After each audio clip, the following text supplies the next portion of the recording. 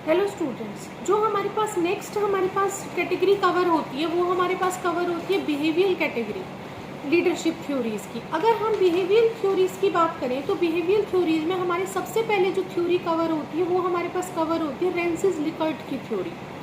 जो Rensis Likert थे, इन्होंने 4 सिस्टम प्रोवाइड किए थे लीडरशिप के लिए। इन 4 सिस्टम्स में से इन्होंने जो रिसर्च की थी ये इन्होंने मिचिगन यूनिवर्सिटी यूएसए में करी थी और उन्होंने बड़ी सीरियसली स्टडी की और सीरियसली स्टडी करने के बाद में, रिसर्च करने के बाद में इन्होंने 4 सिस्टम बताए, जिसमें कि चारों सिस्टम में इन्होंने लीडरशिप के अलग अलग स्टाइल्स बताए हैं और ये इनके जो लीडरशिप के स्टाइल हैं ये बहुत फेमस भी हुए हैं। सबसे पहले जो स्टाइल है लीडरशिप का वो इन्होंने अथॉरिटेरियन स्टाइल बताया है। Authoritarian style as the name suggest एक ऐसा लीडरशिप का स्टाइल होता है जिसमें कि सारी की सारी जो पावर होती है वो बॉस के पास में होती है और जो बॉस होता है वो सिर्फ उनको ऑर्डर देता है, जो सबऑर्डिनेट होते हैं वो उसको मानते हैं उनको मानना पड़ता है उसको। सेकंड जो हमारे पास आता है और इसमें जो कम्युनिकेशन होगा वो भी डाउनवर्ड होता है, क्योंकि सिर्फ जो बॉस है वही डिसीजन मेकिंग करता है और सिर्फ वो ऑर्डर देता है, तो एक ही डायरेक्शन में इसमें हमारे पास कम्युनिकेशन रहता है। सेकंड जो हमारे पास आता है leadership style that is benevolent. जो बेनेवलेंट हमारे पास स्टाइल आता है लीडरशिप का, उसके अकॉर्डिंग इसमें जो कम्युनिकेशन होगा वो थोड़ा सा अपवर्ड होगा, क्योंकि इसमें लिमिटेड डेलीगेशन होगा, बहुत लिमिटेड डेलीगेशन होगा इसमें, और इसीलिए सब अपवर्ड जो कम्युनिकेशन है वो अलाउड होता है। इसमें डिसीजन मेकिंग तो सारी की सारी लीडर के पास ही होती है, बॉस के पास ही होती है, कहीं थोड़ा बहुत उनको कंसल्ट करने का एक राइट होता है जो कि सबऑर्डिनेट उसके अंडर काम करते हैं। थर्ड जो हमारे पास सिस्टम आता है लीडरशिप का, वो सिस्टम आता है हमारे पास कंसल्टिव। जो हमारे पास ये कंसल्टिव सिस्टम है इसमें सब्सटेंशियल ट्रस्ट होता है सबऑर्डिनेट में। सब्सटेंशियल मतलब कंप्लीट ट्रस्ट नहीं होता, सब्सटेंशियल ट्रस्ट होता है कि इसमें रिवॉर्ड सिस्टम भी होता है और एक थोड़े अमाउंट में पनिशमेंट सिस्टम भी इसमें आता है हमारे पास में। इसमें जो मेन डिसीजंस होते हैं वो सारे मेन डिसीजन लीडर के हाथ में होते हैं और कुछ जो स्पेसिफिक डिसीजन होते हैं उनका राइट सिर्फ सबऑर्डिनेट्स के पास होता है। और इसके अंदर जो है जो कम्युनिकेशन होता है वो दोनों डायरेक्शन में होता है, अपवर्ड भी और डाउनवर्ड भी। फोर्थ जो हमारे पास सिस्टम आता है लीडरशिप का अकॉर्डिंग टू द लिकर्ट, वो सिस्टम है हमारे पास पार्टिसिपेटिव, या जिसको डेमोक्रेटिक सिस्टम भी बोलते हैं। According to the Rensis Likert के ऐसा रिसर्च में पाया गया कि जो सिस्टम नंबर 4 है लीडरशिप का वो सबसे बेस्ट सिस्टम है।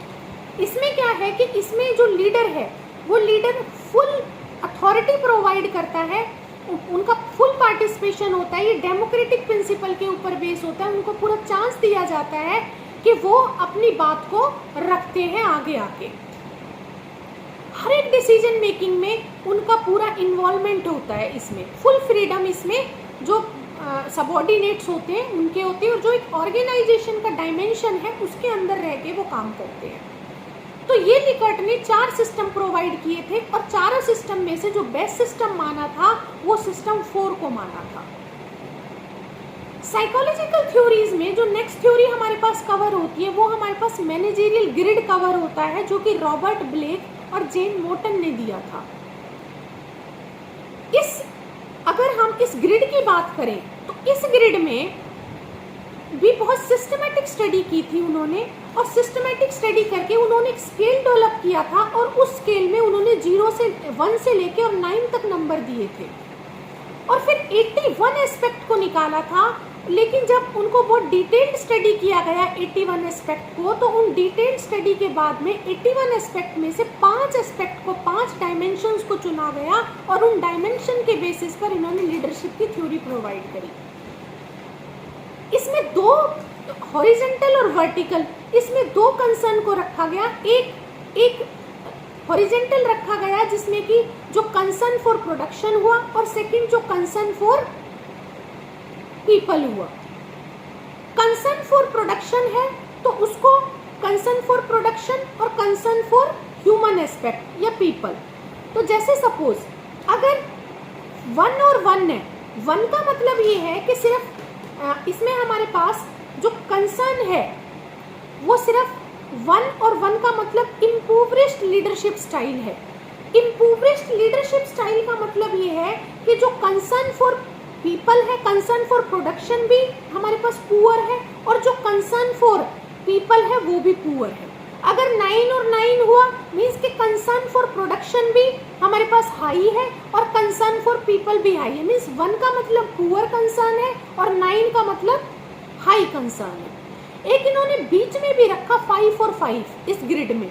5 और 5 का मतलब है मिडल, मिडल में रखना। इसको नाम दिया इसमें middle of the road leadership style, कि ना तो हाई में कंसर्न है पीपल का, ना लो में कंसर्न है पीपल का, ना हाई में कंसर्न है प्रोडक्शन का, ना लो में कंसर्न है प्रोडक्शन का, दोनों मिडिल में है, बीच में है दोनों, हाई के में और लो के में। नेक्स्ट अगर 1 और 9 इन्होंने जब दिया, 1 और 9 मीन्स कंट्री क्लब, कि जो प्रोडक्शन का कंसर्न है वो तो लो है लेकिन जो पीपल का कंसर्न है वो हाई है, तो इसलिए इन्होंने 1,9 दिया।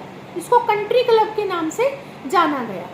और नेक्स्ट जो 9 और 1 है जिसमें कि प्रोडक्शन का कंसर्न हाई है लेकिन पीपल का कंसर्न लो है, उसको इन्होंने नाम दिया टास्क लीडरशिप का, कि वो टास्क ओरिएंटेड लीडर्स होते हैं जिनको कि कंसर्न होता है प्रोडक्शन का लेकिन पीपल का कंसर्न उनको लो होता है बहुत ज़्यादा। तो ये इन्होंने मैनेजरियल ग्रिड प्रोवाइड किया था ब्लेक ने और मोटन ने। नेक्स्ट वीडियो में हम कवर करेंगे सिचुएशनल और कंटिंजेंसी थ्योरी।